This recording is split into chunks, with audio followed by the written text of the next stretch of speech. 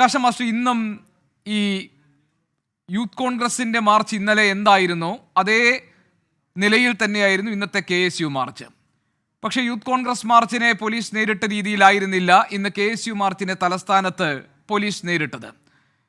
തല്ലിച്ചതച്ചു എന്നാണ് KSU പ്രവർത്തകരുടെ ആക്ഷേപം. നമ്മൾ ആ ദൃശ്യങ്ങൾ കണ്ടതാണ്. പോലീസിനെ അവർ മുളകുപൊടി എറിഞ്ഞു. ഇതെല്ലാം സംഭവിച്ചിട്ടുണ്ട്.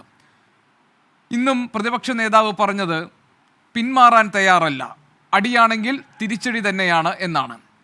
അപ്പോൾ ഒരു പ്രതിപക്ഷ പ്രസ്ഥാനം കേരളത്തിൽ ഇങ്ങനെ ഒരു സമരാഹ്വാനവുമായി ഈ രംഗത്തിറങ്ങുമ്പോൾ അവരുന്നയിച്ച പ്രശ്നങ്ങൾക്കല്ലല്ലോ സർക്കാർ മറുപടി പറയുന്നത്. മന്ത്രിമാരെല്ലാം ഞങ്ങൾ കവചം തീർക്കും, ഞങ്ങൾ നേരിടും, തിരിച്ചടിയെ ഞങ്ങൾ നേരിട്ട് കൊള്ളാം എന്നൊക്കെയാണല്ലോ.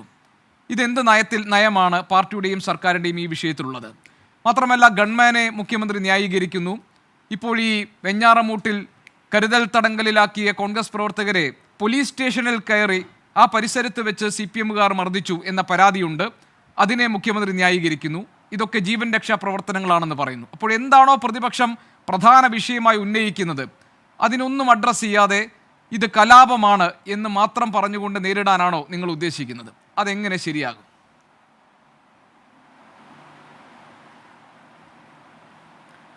കഴിഞ്ഞ ഒരു മാസത്തിലേറെയായി കേരളം കണ്ടുകൊണ്ടിരിക്കുന്നത് ഒരു ചരിത്ര അനുഭവമാണ്. രാജ്യത്തിൻ്റെയോ ലോകത്തിൻ്റെയോ ചരിത്രത്തിലില്ലാത്ത രൂപത്തിൽ മന്ത്രിമാർ നേരിട്ട് ജനങ്ങളെ കണ്ട് അവരുടെ പരാതികൾ സ്വീകരിക്കുന്നു, അവരോട് പറയാനുള്ള കാര്യങ്ങൾ പറയുന്നു. എന്താണ് ഈ നടക്കുന്ന സമരത്തിൻ്റെ ആധാരം? എന്താണ് മുദ്രാവാക്യം? കേരള ഗവൺമെൻറ് പ്രതിപക്ഷത്തെ കൂടി സഹകരിപ്പിച്ചുകൊണ്ടാണ് ഈ നവകേരള സദസ്സ് നടത്താൻ തീരുമാനിച്ചത്. പങ്കെടുക്കുന്നില്ല എന്ന് തീരുമാനിച്ച പ്രതിപക്ഷമാണ്. എന്താണ് കഴിഞ്ഞ 10-30 ദിവസമായിട്ട് പ്രതിപക്ഷം ഉന്നയിക്കുന്ന നവകേരള സദസ്സിന് മുമ്പിലുള്ള അവരുടെ ആവശ്യം? സമരത്തിന് മുദ്രാവാക്യം എന്താണ്? ആരാണ് ഇത്തരം ഒരു സമരം പ്രഖ്യാപിച്ചത്? ഏതെങ്കിലും സംഘടന ഈ സമരം ഈ കഴിഞ്ഞ ദിവസങ്ങളിൽ പ്രഖ്യാപിച്ചിട്ടുണ്ടോ? ഇപ്പോൾ ആദ്യത്തെ 1-2 ദിവസങ്ങളിൽ നമ്മൾ കണ്ടിരിക്കുന്നത് ഞാനൊന്ന് ഇടപെടുന്നത് ഒരു ക്ലാരിറ്റിക്ക് വേണ്ടിയാണ്. പ്രകാശ് മാഷെ, അതായത് താങ്കൾ ഈ പറയുന്നത് എന്താണെന്ന് മനസ്സിലായില്ല. അതായത് പ്രത്യക്ഷമായി ഈ പ്രഖ്യാപനം നടത്തിക്കൊണ്ട് മാത്രമേ ഒരു പ്രതിപക്ഷ രാഷ്ട്രീയ കക്ഷിക്ക് സമരം നടത്താവൂ എന്ന ഒരു ചട്ടമോ മാനദണ്ഡമോ നമ്മുടെ സംസ്ഥാനത്തുണ്ടോ? അങ്ങനെയായിരുന്നു SFIയും DYFIയും CPMും ഒക്കെ സമരം നടത്തിയിട്ടുള്ളത്. 2, എന്തായിരുന്നു ഈ സമരത്തിന്റെ മുദ്രാവാക്യം എന്നാണല്ലോ താങ്കൾ ചോദിച്ചത്. ഈ ദൂർത്ത് എന്തിനായിരുന്നു എന്ന് ചോദിച്ചാണ് ആദ്യം സമരം നടത്തിയത്. പിന്നെ സർക്കാർ ഒരു പദ്ധതിയുമായി ഇറങ്ങുമ്പോൾ അതിനെ പല്ലും നഖവും ഉപയോഗിച്ച് വിമർശിക്കാനുള്ള അവകാശം ജനാധിപത്യപരമായി പ്രതിപക്ഷ രാഷ്ട്രീയ കക്ഷികൾക്കില്ലേ? CPMന് അതറിയില്ലേ? ഇത് നിങ്ങൾ ആളുകളെ തെറ്റിദ്ധരിപ്പിക്കാൻ പറയാണ്. എന്ന് പറഞ്ഞാൽ ഒരു പദ്ധതിയുമായിട്ട് ഇറങ്ങുന്നു. ഇപ്പോൾ കേരളയിലുമായിട്ട് ഇറങ്ങി സമരം നടത്തി. സ്വാഭാവികമായിട്ടും സമരം നടത്താൻ അവകാശമുണ്ട്. ഇവിടെ ഒരു പദ്ധതിയല്ലല്ലോ. കഴിഞ്ഞ 7 വർഷക്കാലമായിട്ട് ഗവൺമെൻറ് ചെയ്ത കാര്യങ്ങൾ ജനങ്ങളോട് പറയുന്നു. അത് പദ്ധതിയല്ലല്ലോ. അത് ജനങ്ങളോട് പറയാൻ ഗവൺമെൻറ്റിന് അവകാശമില്ലേ? മന്ത്രിമാർക്ക് അവകാശമില്ലേ? അതിൻ്റെ മേലെ അത് അനുവദിക്കില്ല എന്ന് പറയുന്നത് ജനാധിപത്യ? നിങ്ങൾ അതല്ലേ ചോദിക്കേണ്ടത്? ഭരിക്കുന്നൊരു ഗവൺമെൻറ് ജനങ്ങളെ കാണുന്ന, അവരെ സമീപിക്കുന്ന, അവരുടെ നിവേദനങ്ങൾ ഏറ്റുവാങ്ങുന്ന, അവരോട് പറയാനുള്ള കാര്യങ്ങൾ പറയുന്ന ഒരു പരിപാടി എങ്ങനെയാണ് അത് ഒരു പദ്ധതിയാവുന്നത്? അതിനെ തടയുന്നതിന് എന്താ ന്യായീകരണമുള്ളത്? അത് ജനാധിപത്യത്തിൻ്റെ ഭാഗമല്ലേ? ഇവിടെ ജനങ്ങളോട് ഉത്തരവാദപ്പെട്ടതാണ് ഗവൺമെൻറ്. അവിടെ നമ്മൾ പറഞ്ഞല്ലോ പ്രതിപക്ഷ ഭാഗമാണ്. അങ്ങനെ അപ്പോൾ ഗവർണറെ വഴിയിൽ തടയുന്നതും ജനാധിപത്യത്തിന്റെ ഭാഗമല്ലേ?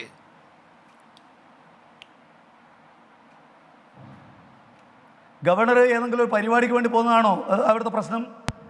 ഗവർണർ ഈ രാജ്യത്തിൻ്റെ ചരിത്രത്തിൽ ഒരിക്കലും ഇല്ലാത്ത രൂപത്തിൽ യോഗ്യതയുള്ളവരെ തള്ളിയിട്ട് തനി RSS കുട്ടികളെ സെനറ്റിലേക്ക് തിരഞ്ഞെടുത്തിരിക്കുന്നു.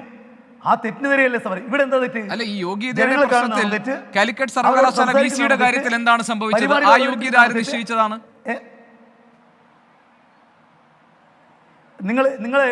നിങ്ങൾ ഈ ആടിനെ പട്ടിയാക്കരുത്.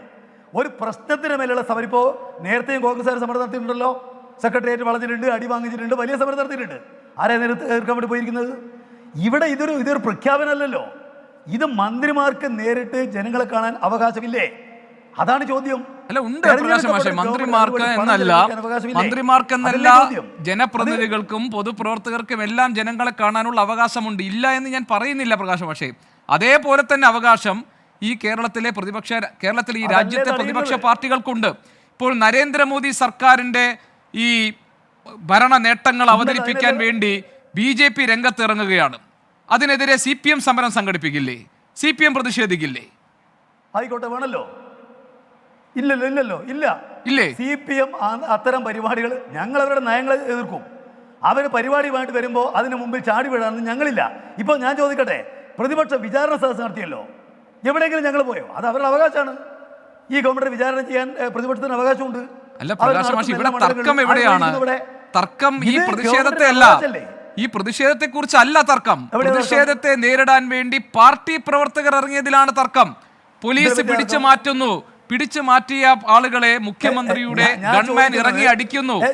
ഇന്ന് വെഞ്ഞാറമൂട്ടിൽ ഈ മുൻകരുതലായി പിടിച്ചു വെച്ചവരെ CPM പ്രതിനിധികൾ, പാർട്ടി പ്രവർത്തകർ കയറി പോലീസ് സ്റ്റേഷൻ പരിസരത്ത് കയറി അടിച്ചു. പോലീസുകാർ നോക്കുകുത്തികളായി നിന്നു എന്നാണ് ആക്ഷേപം. അതാണ് പരാതി. ആ പരാതി കല്യാശ്ശേരിയിൽ തൊട്ടുണ്ട് എന്നാണ് പ്രതിപക്ഷ നേതാവ് പറഞ്ഞത്. അതുകൊണ്ടാണ് അദ്ദേഹം പറയുന്നത് അടിച്ചാൽ ഇനി ഞങ്ങൾ നോക്കി നിൽക്കില്ല, തിരിച്ചടിക്കുമെന്ന്. അതിന് എന്താണ് മറുഭാഗത്ത് മന്ത്രിമാർ പറയുന്നത്? ഞങ്ങൾ തടുക്കുമെന്ന്. തിരിച്ചടിക്കും. ഞാൻ ചോദിക്കട്ടെ, ഈ കേരളത്തിൽ ഏറ്റവും മർദ്ദനമേറ്റ പ്രസ്ഥാനത്തിന് ആളുകളാണ് ഞങ്ങൾ. ഈ ഉമ്മൻചാണ്ടി ഗവൺമെൻറ്റിൻ്റെ കാലത്ത് എത്ര സ്ഥലത്ത് വെടിവെപ്പ് ഉണ്ടായിരുന്നു നിങ്ങൾ കണക്ക് പരിശോധിക്കുക. ഇവിടെ കേരളത്തിൽ മന്ത്രിമാരെ തടയാൻ ശ്രമിച്ചതിൻ്റെ പേരിൽ 5 പേര് വെടിവെച്ച് കൊന്ന ഒരു നാടായി കേരളം. ഇന്നും ഒരാൾ അവിടെ എണീക്കാൻ കഴിയാതെ കിടക്കുന്നുണ്ട്.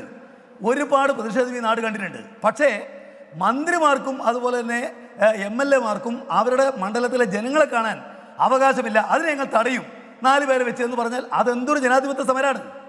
ഞാനതായി ചോദിക്കുന്നത്. പിന്നെ പോലീസിന്റെ അതിക്രമങ്ങളെ സംബന്ധിച്ച് അവരെ പോലീസ് പിടിച്ചുകൊണ്ട് പോട്ടെ, നിങ്ങൾ കരുതൽ തടങ്കലിലാക്കുന്നുണ്ടല്ലോ, നിങ്ങൾ തടയുന്നുണ്ടല്ലോ, പോലീസുകാർ പിടിച്ചുകൊണ്ട് പോകുന്നുണ്ടല്ലോ. എന്തിനാണ് DYFI പ്രവർത്തകർ കല്ലും പിന്നെ ഈ പൂച്ചട്ടിയും ഈ ഹെൽമറ്റും ഒക്കെ എടുത്ത് തലയടിച്ച് പൊട്ടിക്കാൻ? അതാരാണ്? അവരെ അപ്പൊ ക്രമസമാധാനം, അവരെ കാര്യത്തിൽ ക്രമസമാധാന പാലനം ബാധകമല്ലേ? അത് DYFI ആസൂത്രണം ചെയ്ത് നിങ്ങളോട് പറഞ്ഞിരിക്കുന്നത്. ഞാൻ ചോദിക്കട്ടെ, കേരളത്തിൻ്റെ ചരിത്രത്തിൽ കേട്ടുകേൾവില്ലാത്ത സമരരൂപങ്ങൾ ആവിഷ്കരിക്കുകയാണല്ലോ കോൺഗ്രസ്. വിമാനത്തിൽ കയറിയിട്ട് ആളെ ആക്രമിക്കുക എപ്പോഴെങ്കിലും ഉണ്ടോ ഈ രാജ്യത്ത് കേട്ടത്? അതുപോലെ തന്നെ ചെരുപ്പ് ഷൂസ് എറിയുക നാട്ടിൽ എപ്പോഴും കേട്ടിട്ടുണ്ടോ? മുട്ടക്കകത്ത് മുളകുപൊടി കൊണ്ടുപോയിട്ട് പോലീസിന് എറിയുക എപ്പോഴെങ്കിലും കേട്ടിട്ടുണ്ടോ? ഗുണ്ട് കൊണ്ടുപോയിട്ട് എറിയുക. എന്തൊരു സമരാഭാസ ഈ രാജ്യത്ത് നടക്കുന്നത്. സമരങ്ങൾ എന്ന് വരുന്ന വന്നൊരു നാടാ കേരളം കേട്ടോ. സമരത്തിന് നേട്ടമായി കേരളം അനുഭവിക്കുന്നത്. അതിനെ പരിഹസിക്കരുത്. പിന്നെ മർദ്ദനങ്ങളെ സംബന്ധിച്ച് ഞങ്ങൾ ഈ സമരങ്ങളിൽ മന്ത്രിമാർക്കെതിരായി നടത്തിയ സമരങ്ങളിൽ പങ്കെടുത്തുകൊണ്ട് ആയിരക്കണക്കിന് ആളുകൾ ഒരുപാട് മാസക്കാലം ജയിലിൽ കിടന്ന പ്രസ്ഥാനമാണ്. പ്രകാശ് മാഷ്, ഈ ഇടതുപക്ഷ പ്രസ്ഥാനങ്ങളുടെ സമര പാരമ്പര്യത്തെ കുറിച്ച് കേരളത്തിന്റെ രാഷ്ട്രീയ ചരിത്രം അറിയുന്ന ആരും അതിനെ തള്ളിപ്പറയുമെന്ന് ഞാൻ കരുതുന്നില്ല. ഞാനും അത് തള്ളിപ്പറയുന്നില്ല. സമര പാരമ്പര്യത്തെ കുറിച്ച് തള്ളിപ്പറയുന്നില്ല. ഇടതുപക്ഷ പ്രസ്ഥാനങ്ങൾ നടത്തിയിട്ടുള്ള പോരാട്ടങ്ങളെ തള്ളിപ്പറയുന്നില്ല. അത് ചരിത്രത്തെ റദ്ദ് ചെയ്യലാണ്. അതൊന്നും അല്ലല്ലോ പ്രശ്നം. പഴയങ്ങാടിയിൽ നടന്ന സംഭവം പ്രകാശ് മാഷ് ഒന്ന് ആലോചിച്ച് നോക്കൂ. അവിടെ വരുന്ന ആളുകളെ അല്ലെങ്കിൽ ഈ പ്രതിഷേധക്കാരെ പൂച്ചട്ടി കൊണ്ട് തലക്കടിച്ച്, ഹെൽമറ്റ് കൊണ്ട് തലക്കടിച്ച് ജയിലിൽ പോയി തിരികെ വന്നവർക്ക് MLA ഉൾപ്പെടെ ഉള്ളവർ നിരന്ന് നിന്ന് സ്വീകരണം നൽകി, മാലയിട്ട് സ്വീകരിച്ചു. എന്ത് സന്ദേശമാണ് അത് നൽകുന്നത്? ഞാൻ ചോദിക്കട്ടെ, 35,000-40,000 ആളുകൾ പങ്കെടുക്കുന്ന ഒരു വലിയ പരിപാടിക്ക് മുമ്പിൽ 4 ആൾ പോകുന്നത് ആത്മഹത്യാ സ്ക്വാഡ് തന്നെയല്ലേ? ഓടുന്നൊരു ബസ്സിന് മുമ്പിൽ കറുത്ത കൊടിയുമാരി ചാടുന്നു. അഥവാ ഒരാൾ കൊല്ലപ്പെട്ടാൽ എന്തായിരിക്കും ഉണ്ടാവുക? ഈ കേരളമാകത്തിന് തീപിടിക്കില്ലേ? ഇതൊരു സമരമാണെന്ന് ഞാൻ ചോദിക്കുന്നത്. ക്രമസമാധാന പാലനത്തിന്റെ ഉത്തരവാദിത്വം ഈ പോലീസിനൊപ്പം DYFI പ്രവർത്തകർക്കും കൊടുത്തിട്ടുണ്ടോ മാഷേ? പോലീസ് തന്നെ അത് കൈകാര്യം ചെയ്യുള്ളൂ. ഇപ്പോൾ ഈ പറഞ്ഞ DYFI കേസില്ലേ, നിയമലംഘനം നടത്തിയെന്നുള്ളതാണല്ലോ കേസ്. അവർ നടത്തിയതിനെ പൂമാലയിട്ട് പോലീസ് സ്വീകരിക്കുകയാണ് ചെയ്തിരിക്കുന്നത്. നടത്തിയിരിക്കുന്ന ഇത്തരം സംഭവങ്ങൾക്കെല്ലാം കേസുണ്ട്. PSFIക്കാരെ ഭീകരമായിട്ട് മർദ്ദിക്കുന്ന നിങ്ങൾ കണ്ടല്ലോ, ഗവർണറെ കരികുടി കാണിച്ചതിൻ്റെ പേരിൽ. അതെല്ലാം നിയമവിരുദ്ധ പ്രവർത്തനമായിട്ടല്ലേ തന്നെയല്ലേ ഗവൺമെൻറ് കാണുന്നത്? നിങ്ങൾ അതെല്ലാം എന്തോ ഇവിടെ ഗവൺമെൻറ് തീരുമാനിച്ചിരിക്കുന്നതാണ് പറയുന്നതിൻ്റെ കാര്യം എന്താ? മുഖ്യമന്ത്രി ആവർത്തിച്ച് പറയുന്ന കാര്യം എന്താ? ഒരു അക്രമം ഉണ്ടാകാൻ വേണ്ടി പാടില്ല, ഒരക്രമത്തെയും ന്യായീകരിക്കുന്ന പ്രശ്നമില്ല. ഇത് കേരളത്തിൻ്റെ ആകെ പ്രശ്നമാണ്. കേരളമാകെ സഹകരിക്കണം. 10-50,000 ആളുകൾക്ക് പങ്കെടുക്കുന്ന ഒരു കേന്ദ്രത്തിൽ പോയിട്ട് 4 ആളുകൾ അതിന് വെല്ലുവിളിച്ചാൽ അവർ രക്ഷപ്പെട്ടു പോകുന്നത് ജനങ്ങളുടെ ജനാധിപത്യ ബോധം കൊണ്ടാണ്. അത് നിങ്ങൾ മനസ്സിലാക്കണം. ഈ വിചാരണ സദസ്സിന് മുമ്പിലേക്ക് 2 പേര് പോയിട്ട് ഇതുപോലെ പരിപാടി നടത്തിയാൽ കോൺഗ്രസ്സുകാർ മിണ്ടാതിരിക്കുമോ? മിണ്ടാതിരിക്കില്ലല്ലോ, നമുക്കറിയാലോ. അതൊരു അന്യായമായിട്ടുള്ള കാര്യമല്ലേ? ഇടതുപക്ഷ ജനാധിപത്യ മുന്നണി ഗവൺമെൻറ് ജനങ്ങളെ സമീപിക്കാൻ ഒരു വലിയ ജനക്കൂട്ടായ്മ നടത്തുമ്പോൾ അതിന് മുമ്പിൽ പോയി പ്രകാശം മാഷേ, ഇതിനകത്ത് ഒരു പ്രശ്നമുണ്ട്. ഇങ്ങനെ ഇപ്പോൾ താങ്കൾ പറയുമ്പോൾ താങ്കൾ തെറ്റിദ്ധരിപ്പിക്കുകയാണ് എന്ന് ഞാൻ ആക്ഷേപിക്കും. കാരണം എന്താണെന്ന് അറിയാമോ? സർക്കാർ നടത്തുന്ന പരിപാടിയാണ്, പാർട്ടി നടത്തുന്ന പരിപാടിയല്ല. താങ്കൾ പ്രതിപക്ഷത്തിന്റെ ഈ ജനകീയ വിചാരണ സദസ്സും സർക്കാർ നടത്തുന്ന നവകേരള സദസ്സുമായി താരതമ്യം ചെയ്യരുത്.